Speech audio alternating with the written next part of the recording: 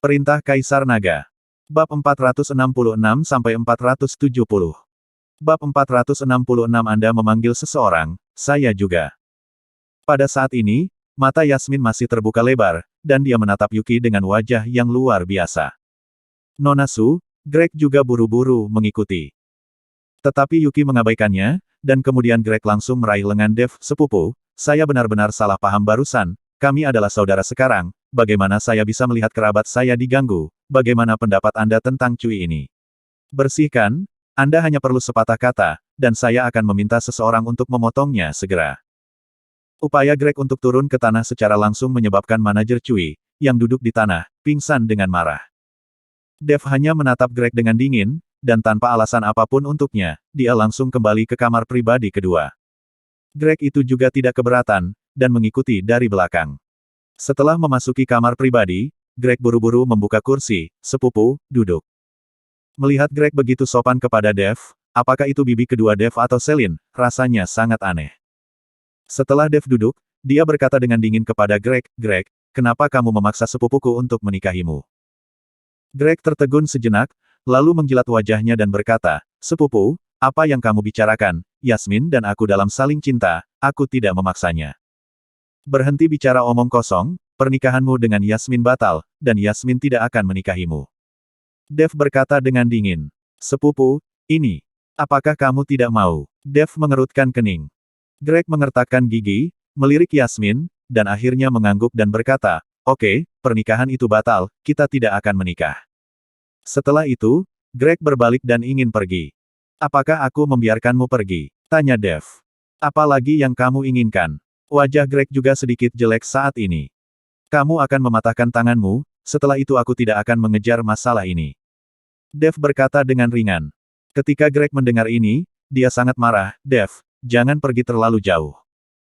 Dev, lupakan saja, karena dia berjanji untuk tidak menikah, jangan khawatir tentang itu.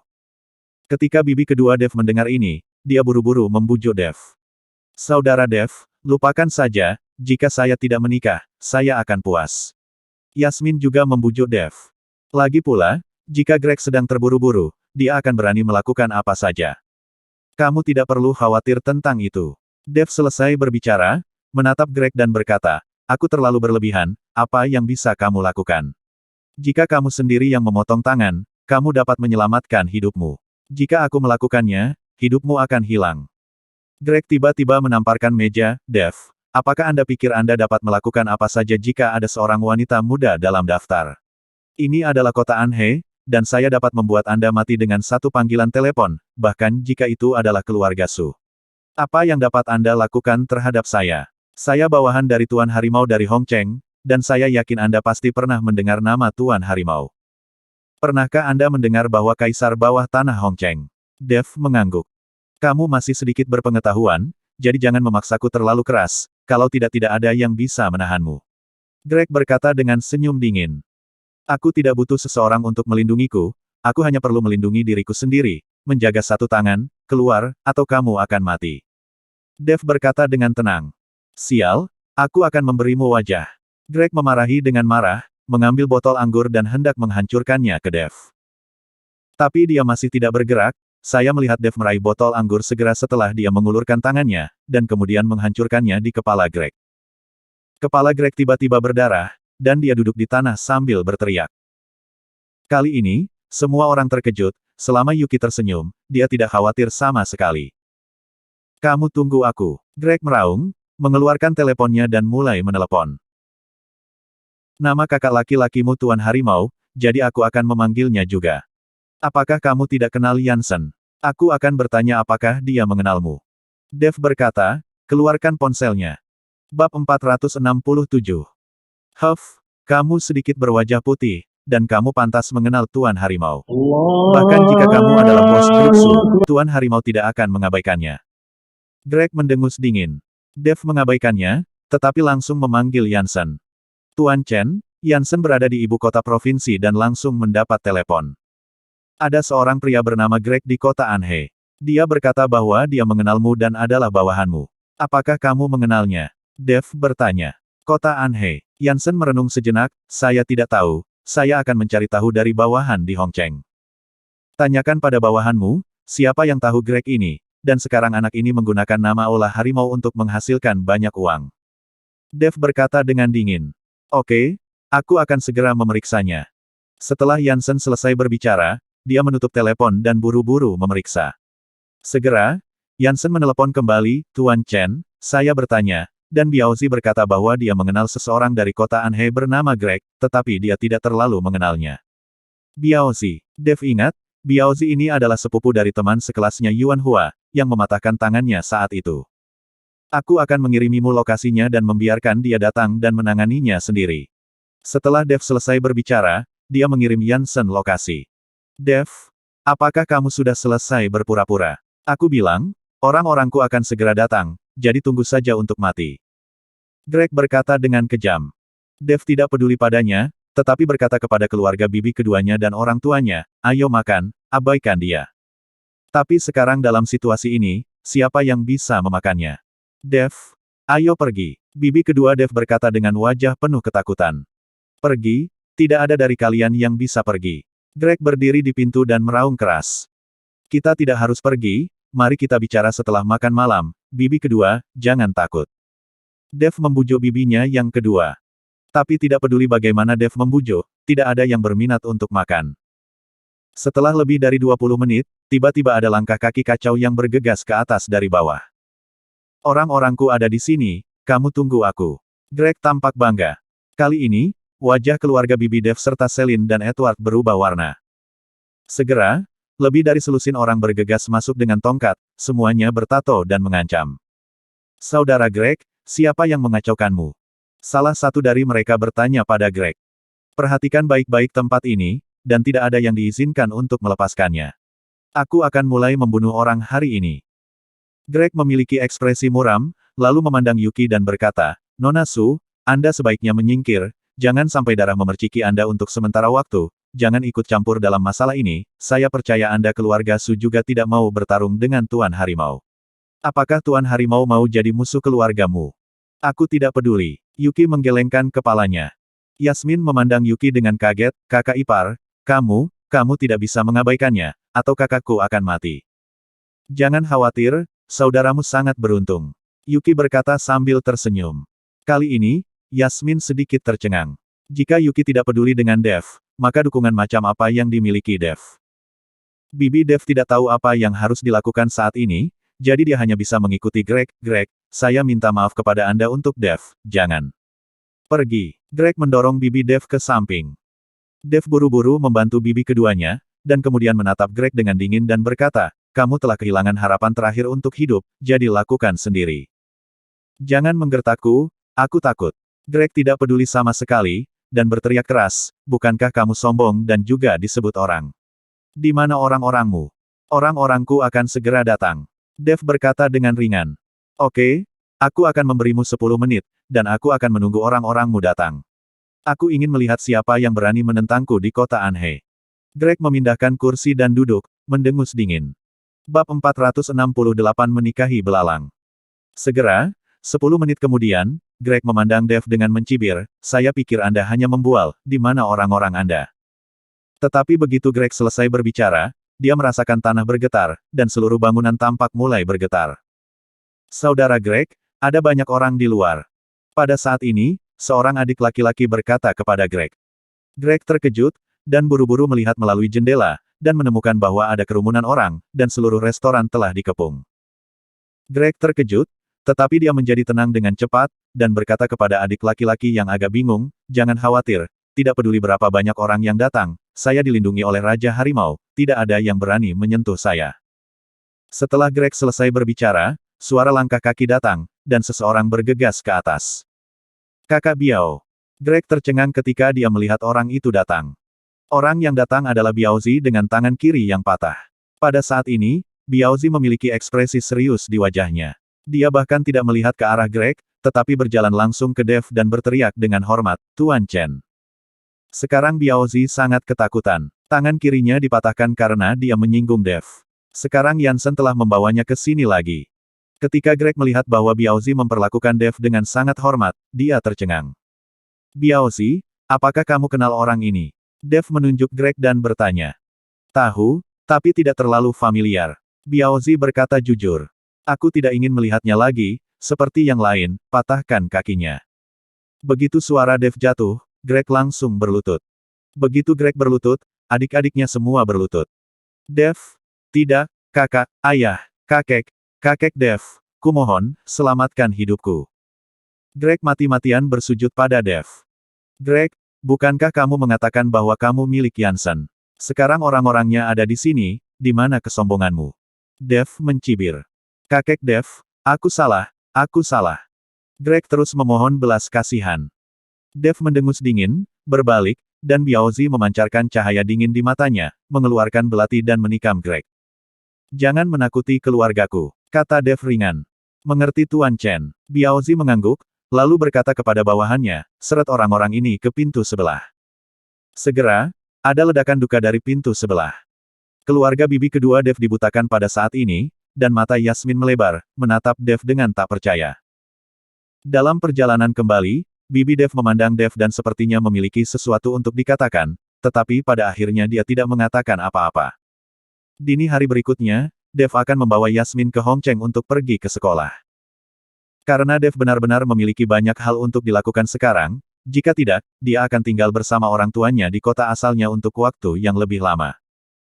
Pada saat yang sama, desa juga mulai menyiarkan, mengatakan bahwa rumah setiap keluarga akan dievaluasi kembali, dan kali ini mereka akan dihancurkan sesuai dengan standar nasional, dan tidak akan ada pembongkaran paksa atau penurunan harga dengan jahat. Setiap rumah tangga di desa Chenjia bersemangat. Dev membawa Yasmin ke Hongcheng, dan melalui hubungan William Ling, ia menemukan sekolah menengah untuk Yasmin untuk belajar. Dev dan Yuki menemani Juan Su di Hongcheng selama 1 hari, dan kemudian langsung pergi ke ibu kota provinsi keesokan harinya. Paviliun Raja Obat dan Lembah Suanyu belum ditangani, dan Dev belum menyelidiki masalah Hengshan, jadi dia tidak berani tinggal di Hongcheng untuk waktu yang lama. Maaf, aku membuatmu berlarian denganku, tapi tidak mungkin aku bisa menemani ayahmu di rumah. Dalam perjalanan, Dev mengikuti Yuki dengan meminta maaf. Menikah dengan ayam, mengikuti ayam, menikahi anjing, mengikuti anjing, menikahi belalang, yang membuatku menyukaimu. Yuki tersenyum ringan. Dev juga tersenyum dengan cinta di wajahnya, jangan khawatir, saya akan segera memberi Anda kehidupan yang stabil, kita berdua akan hidup selama ratusan tahun, dan biarkan Anda memberi saya 100 anak. Aku tidak akan banyak melahirkan untukmu, dan aku bukan babi. Yuki memutar matanya ke arah Dev. Bab 469. Kyoto, Gedung Putih. Zaheri Bai berdiri di sampingnya dengan ekspresi rendah di wajahnya, dan ada 6 atau 7 orang yang duduk di aula saat ini. Ceritakan padaku apa yang terjadi di Jiangbei secara detail. Di atas kursi utama, seorang lelaki tua dengan janggut abu-abu berkata. Orang tua ini adalah Richard Bai, kepala keluarga Bai. Oke, kakek. Zaheri Bai mengangguk, lalu melanjutkan, seorang pemuda berusia 20-an keluar dari Jiangbei, bernama Dev, yang sangat kuat. Pada pertemuan seni bela diri ini, dia dengan mudah membunuh Drake Jiang. Dan para master-master yang dibawa Fredkin semuanya terbunuh dengan mudah, dan orang ini juga dapat meramu pil, resep pilnya sangat misterius, dan orang-orang di paviliun Raja Obat tidak tahu cara membuat pilnya. Yang paling penting adalah liontin giok keluarga Yin. Sekarang ada di tangan Dev. Itu untuk bersaing memperebutkan liontin giok pada waktu itu. Bakat keluarga Qin itu terbunuh. Untungnya, saya waspada dan melihat bahwa semuanya tidak berjalan dengan baik, dan saya tidak memiliki konflik dengannya. Tetapi Dev ini ingin paviliun Raja Obat menyerahkan semua bahan obat, jika tidak, Yao Wangfu akan diratakan. Tepat setelah Zaheri Bai selesai berbicara, ada banyak diskusi. Begitu mudah, dengan kekuatan seperti itu, bukankah orang ini jenius? Apakah kamu sudah menyelidiki anak ini? Jim Bai, ayah Zaheri Bai, bertanya. Ayah, aku sudah memeriksanya, semua resume anak itu ada di sini. Zaheri Bai berkata, ambil beberapa file dan bagikan ke beberapa orang yang hadir.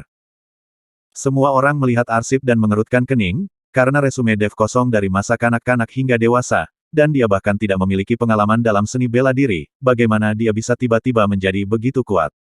Ayah, lihat. Jim membawa file itu ke Richard, dan kemudian berkata dengan wajah bingung, anak ini memiliki resume yang biasa-biasa saja. Dia telah dipenjara selama 3 tahun, mengapa dia bisa memiliki kekuatan yang begitu kuat? Richard melihat file itu, dengan cepat melihat masalahnya, dan berkata kepada orang banyak, apakah Anda menemukan sesuatu? Setelah Dev keluar dari penjara, hidupnya telah mengalami perubahan yang luar biasa. Sangat mungkin bahwa anak ini telah mengalami petualangan ketika masuk penjara selama 3 tahun. Petualangan. Apa yang bisa saya lakukan dalam 3 tahun? Saya khawatir saya bahkan tidak bisa berlatih Ki. Jim mengerutkan kening. Ki Jin. Richard tersenyum sedikit, saya yakin Dev tidak berlatih Ki Jin, dia bukan seniman bela diri. Kata-kata Richard membuat semua orang tercengang dan menatap Richard dengan wajah bingung. Kakek, apakah dia seorang penyihir? Jika dia bisa membuat alkimia, kemungkinan besar dia adalah seorang penyihir. Zaheri Bai bertanya.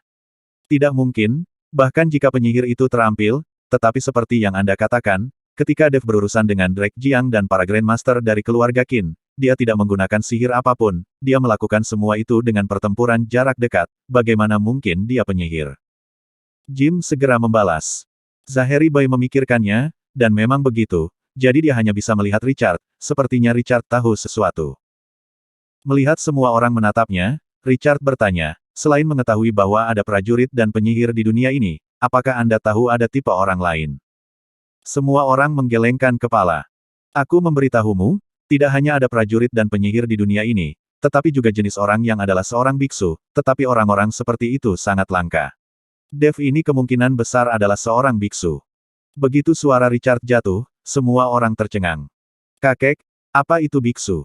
Zaheri Bai bertanya. Mereka adalah kultivator abadi. Richard berkata, tiba-tiba ada sedikit rasa iri dan kerinduan di matanya. Kultivator abadi. Semua orang berseru kaget. Kakek, kamu mengatakan bahwa Dev adalah makhluk abadi. Apakah benar-benar ada makhluk abadi di dunia ini? Zaheri Bai adalah yang paling bersemangat, jika benar-benar ada yang abadi di dunia, apakah dia juga memiliki kesempatan untuk menjadi abadi dan bisa hidup selamanya? Bab 470 Kenangan. Tepatnya, dia hanya seorang kultivator abadi, dan dia tidak pernah menjadi abadi. Saya tidak tahu apakah ada yang abadi di dunia ini, tetapi saya tahu bahwa ada sekelompok kultivator abadi, tetapi orang-orang ini tersembunyi di pasar dan tidak pernah mengungkapkannya dirinya, sehingga hanya sedikit orang yang tahu tentang mereka. Richard menjelaskan. Ayah, bagaimana kamu tahu ada praktisi abadi? Jim bertanya. Richard tiba-tiba melihat keluar jendela, dan kemudian dengan jelas mengingat-ingatannya, dan mulai perlahan berkata, Liontin Giok keluarga Yin sebenarnya adalah alat spiritual kultivator. Saya ingat bahwa ketika saya baru berusia awal 20-an, muda dan energi, dan selalu ingin beribadah. Seorang master adalah seorang guru, jadi saya pergi ke laut dengan anak laki-laki keluarga Yin, berpikir bahwa akan ada master sejati di pulau itu. Namun, setelah seharian berlayar di laut, badai tiba-tiba menerpa kami berdua, dan kami berdua terdampar di sebuah pulau terpencil, dan perahu terdampar. Atau saat air pasang, kami bisa kembali. Saya telah berada di pulau selama 7 hari, makanannya enak, tetapi tidak ada air tawar. Kami berdua mati kehausan, dan kami akan mati kehausan, tetapi Tuhan memberkati, tiba-tiba hujan, dan kami keduanya senang mengumpulkan air hujan. Tetapi segera diketahui bahwa ada sesuatu yang salah, karena hanya hujan di pulau ini, dan tidak ada hujan sama sekali di tempat lain, dan ada sambaran petir dari waktu ke waktu, dan ada semburan suara-suara aneh. Kami berdua mencari suara, dan akhirnya, di balik batu, kami melihat 2 orang berkelahi. Adegan saat itu terlalu mengejutkan. Saya melihat 1 orang memegang senjata mirip kapak besar. Dengan lambaian tangan itu, sambaran petir akan turun, dan batu-batu akan terbang, seperti dewa yang turun dari bumi. Dan orang di sisi yang berlawanan memang memegang seruling, dan itu bisa mengenai petir sekali dan membuat ledakan gemuruh. Saya belum pernah melihat pertarungan seperti itu sebelumnya, ini sama sekali bukan pertarungan fana, itu terlalu berlebihan. Menakutkan. Kami berdua bersembunyi di belakang batu, dan kami berdua tidak berani bergerak. Baru setelah tidak ada gerakan kami berani melihat ke atas dan menemukan bahwa mereka berdua sudah lama menghilang. Adegan itu berantakan, dan di antara puing-puing, anak laki-laki keluarga Yin mengambil liontin batu giok, yang pasti dijatuhkan oleh salah satu dari 2 orang itu. Kita berdua tahu bahwa liontin giok itu pasti harta karun. Nanti, saat air pasang naik, kita berlayar kembali. Saat itu, saya juga ingin mendapatkan liontin giok, jadi saya menyelinap ke anak laki-laki dari keluarga Yin, tapi aku tidak menduga liontin batu giok itu berkedip lampu merah, dan langsung membuatku jatuh. Ketika anak laki-laki keluarga Yin melihat ini, dia langsung menganggap liontin batu giok itu sebagai pusaka keluarga. Mendengarkan ingatan Richard, semua orang berpikir keras, dan mereka tidak pernah mendengar Richard membicarakan kejadian ini. Kakek, lalu mengapa kamu begitu yakin bahwa mereka berdua adalah pembudidaya abadi? Zaheri Bai bertanya dengan bingung. Setelah saya kembali, saya mengobrak-abrik buku-buku kuno dan menemukannya. Masih ada pembudidaya abadi di dunia ini. Bagaimana situasi pertempuran antara kedua orang itu pada waktu itu jika itu bukan pembudidaya abadi? Richard menjelaskan. Zaheri Bai berhenti berbicara, lalu berpikir sejenak dan berkata, saya tidak tahu apakah Dev adalah seorang kultivator, tetapi liontin batu giok itu jelas merupakan harta karun. Saat itu, Fredkin dan saya mengambil dari gadis yang memakai liontin batu giok itu, dan hasilnya adalah kilatan cahaya merah, kami terbang keluar. Mata Richard berbinar, kemudian Dev tampaknya menjadi seorang kultivator tanpa ragu, liontin giok itu belum diaktifkan dalam keluarga Yin selama beberapa dekade, tetapi ketika datang ke Dev, dia segera mengaktifkannya sekali, lalu Dev pasti tahu rahasia liontin giok. Apakah itu tidak diaktifkan selama beberapa dekade? Zaheri Bai bertanya dengan heran. Bersambung.